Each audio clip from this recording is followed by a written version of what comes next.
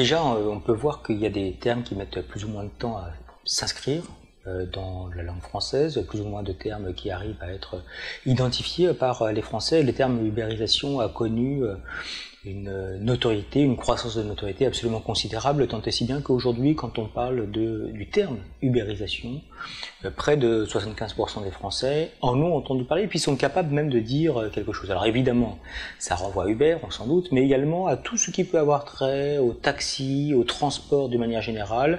et puis à des processus un peu de libéralisation de l'économie qui peuvent toucher certes Uber en tant que tel, mais également lorsqu'on parle en termes de transport Blablacar, ou éventuellement, dans une autre mesure, la possibilité de pouvoir louer des appartements à travers Airbnb, et encore, de manière un peu plus minoritaire, Amazon. Donc on voit bien que c'est l'idée qu'il y a une alliance entre des acteurs du secteur, une modification du secteur, et une place de plus en plus importante de ce qui peut être la dématérialisation des relations entre un client et un acteur.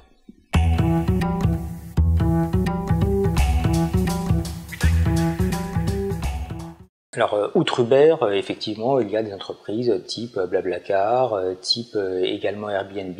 et type également Amazon qui sont des entreprises, et c'est d'ailleurs, je crois, assez intéressant, qui sont toutes assez récentes, qui sont toutes également assez désincarnées, c'est-à-dire qu'on ne connaît pas forcément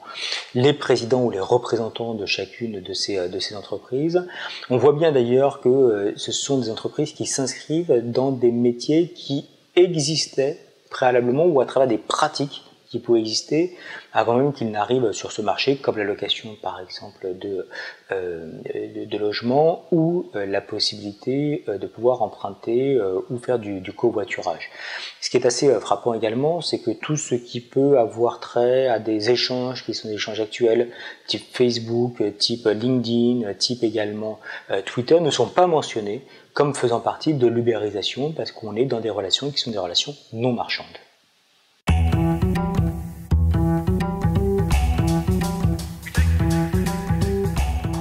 Alors on ne serait pas en France si jamais on avait un regard qui serait un regard unique de la part des populations qu'on interroge. On a, pour faire vite et de manière un peu caricaturale, un regard en tant que consommateur d'un côté et un regard en tant que citoyen ou salarié de l'autre. En tant que consommateur, on approuve très nettement ces différentes modalités de commerce, entre guillemets. On trouve ça plus simple, plus rapide, plus efficace et souvent à des prix qui apparaissent comme étant plus accessibles. En tant que citoyen ou en tant que salarié, on émet un certain nombre de doutes, il y a des interrogations sur l'évolution de la structuration du salariat, on émet des doutes également sur la capacité à pouvoir avoir entre guillemets une forme de rapport de force avec l'employeur, et puis on émet des doutes également sur la capacité à pouvoir avoir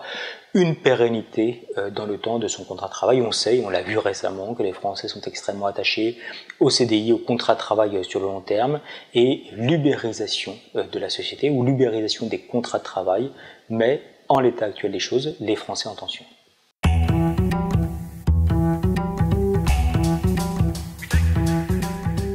Ce qui est assez frappant, c'est que aujourd'hui, indéniablement en France, il y a une économie numérique qui fonctionne bien. Et on voit bien qu'à la CES, par exemple, de Las Vegas, on parle fortement des Français, de leur capacité à pouvoir agir et de la manière dont ils peuvent être dans l'industrie, par exemple, du jeu vidéo, des leaders au niveau européen, voire au niveau mondial. Est-ce que c'est pour autant reconnu aujourd'hui à la France comme étant un des secteurs sur lesquels on a la capacité de pouvoir intervenir, gagner des parts de marché ou créer de l'emploi? Pas vraiment. On peut voir, par exemple, si je suis un peu caricatural, qu'on va beaucoup plus avoir d'écho médiatique et de réaction de l'opinion à la fermeture, par exemple, d'usines, d'entreprises, de secteurs industriels, au sens quasiment primaire du terme. On peut se rappeler, par exemple, de ArcelorMittal. Mais en parallèle, très peu de capacité à pouvoir se mobiliser en faveur justement de tout ce qui est une forme d'économie digitalisée ou en tout cas de l'industrie numérique et qui aujourd'hui marque moins l'imaginaire français, d'une part parce que c'est moins incarné physiquement et puis parce que d'autre part, ça n'apparaît pas comme étant des industries ou des types d'activités qui s'adresse aujourd'hui aux populations qui sont les plus en bas de l'échelle sociale. Et en France, même lorsqu'on n'est pas en bas de l'échelle sociale, on attend une forme de solidarité, d'égalité et de capacité d'accès à l'emploi aux Français, quel que soit leur niveau social et quelle que soit leur localisation géographique.